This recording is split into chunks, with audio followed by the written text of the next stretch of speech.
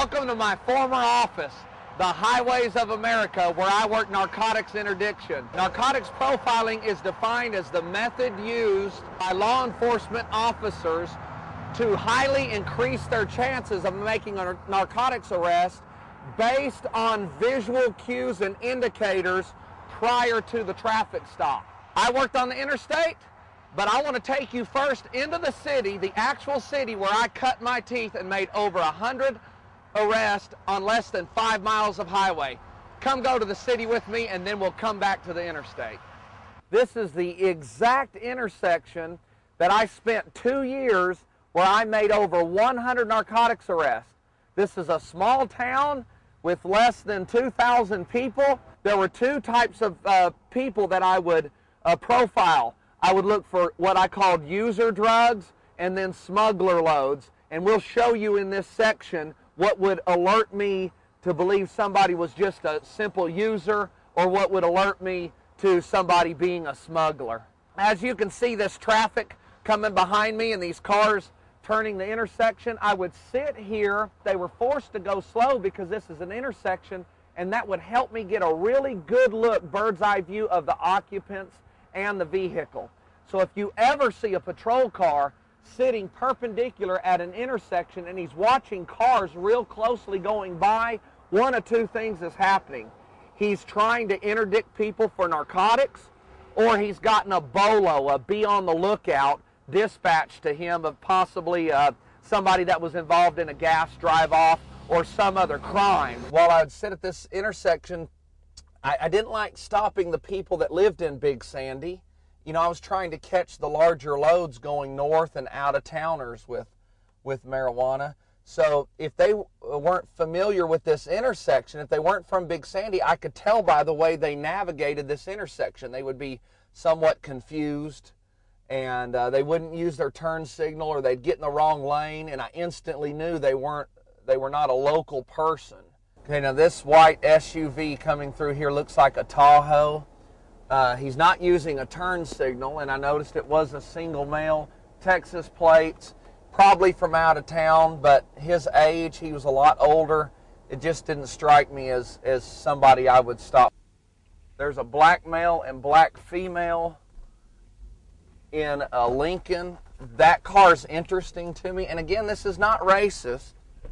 I arrested more white people than I did blacks. My record's clear on that. I am absolutely not racist. There are racist police.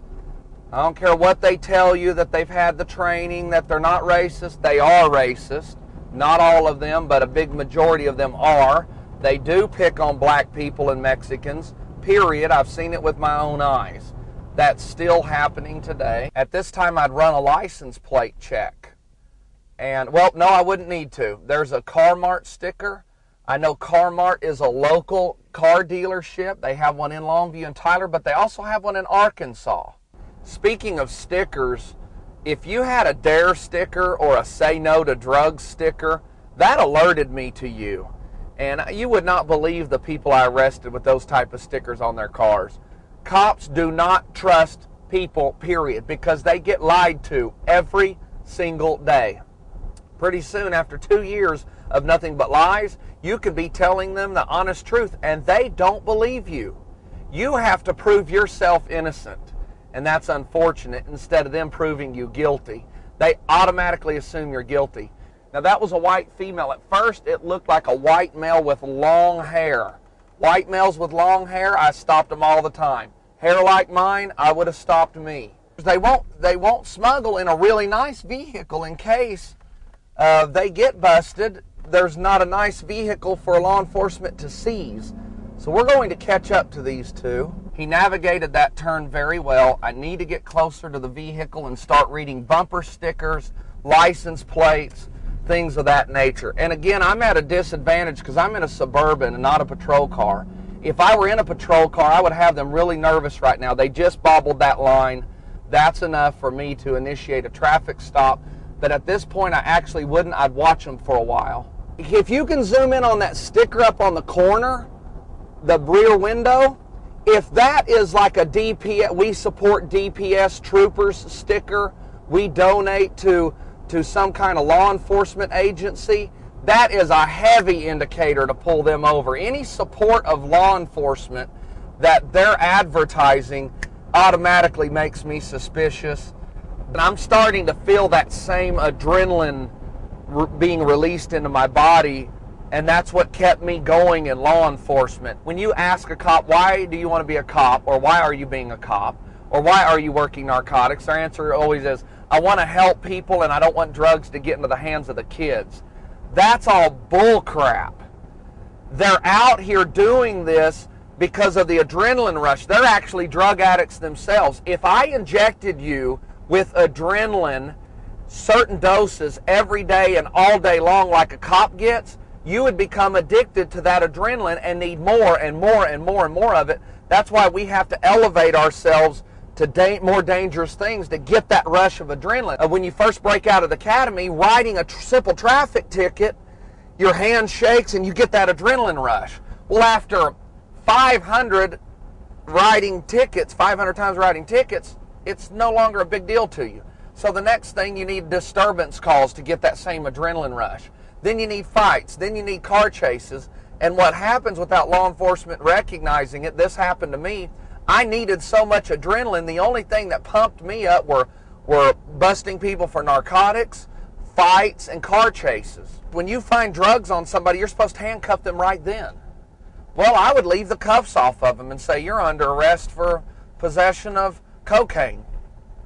And give them a chance to run or to fight, because that gave me that adrenaline rush that I needed, because I was addicted to the adrenaline. Interdiction officers, narcotics officers, are not out here to help American people, and they're not out here to keep drugs out of the hands of school kids. Drug dealers are not dealing drugs to your 10-year-old on the playground.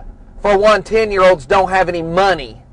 For two, 10-year-olds are not doing the drugs. That's all a government ploy. Oh, they're killing our kids. That's a lie. That's just a good thing to say. That's just a mask to hide behind the cruel and unjust war on drugs. It's absolutely not true. Cops are out here doing this for the fame of it, and for the adrenaline rush, and for the peer acceptance. Because after there's a big drug bust, there's a big party, and that officer is considered a celebrity for that moment.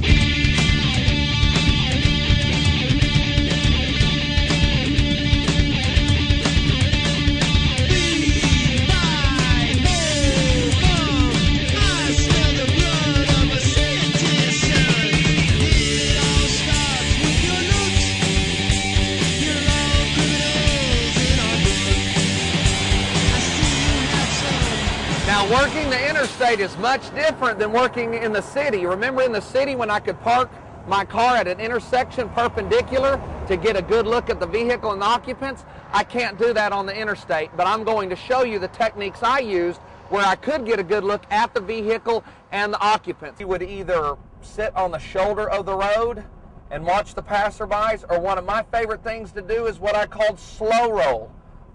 You've seen officers do this before. I would be in the right-hand lane, and I would slow down to 40 miles an hour. So if you ever see a law enforcement officer slow rolling, wanting cars to pass him, that's probably what he's doing. There's somebody without a front license plate, a van, Florida plates. Those are hot tags. That van is large enough to carry large amounts of marijuana. Now my goal is to get up beside the van and look at the occupant, and that is he's an older man. I am not interested in him.